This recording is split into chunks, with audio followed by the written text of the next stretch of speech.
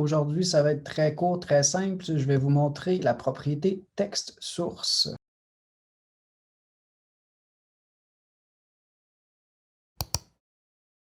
Pour mon projet, j'ai un petit clic de souris que je suis allé chercher sur Sound Effect Plus, où est-ce que je peux trouver des effets sonores, un curseur de main, puis aller chercher sur Vexels. On va regarder notre produit fini. Donc, on a une main qui s'approche, le son du clic et le texte qui change. Avec Texte Source, on va se concentrer sur la partie du texte qui change. Les autres éléments, comme le rectangle au coin arrondi et le fond, vous pouvez le créer directement dans After Effects, dans Illustrator ou votre logiciel préféré. Je vais commencer à zéro dans une nouvelle composition. Je me suis déjà préparé un fond que je vais placer. Au-dessus de ça, je vais écrire mon premier texte. Donc, voici mon premier texte.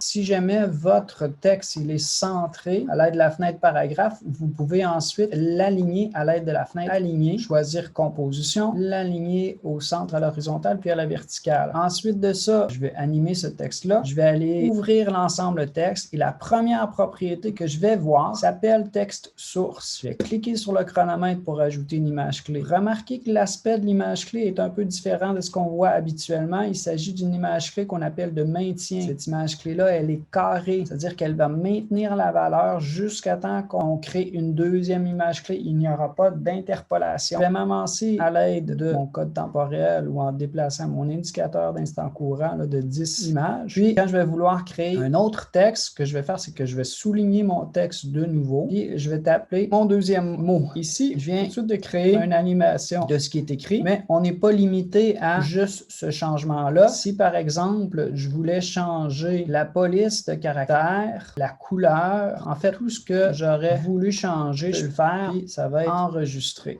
Je vais m'en faire une troisième, je vais avancer encore 2 images, je vais souligner le texte de nouveau, et je vais écrire mon troisième mot en prenant le temps de faire quelques ajustements là, sur la police de caractère, la taille, etc., juste pour vous montrer que c'est possible.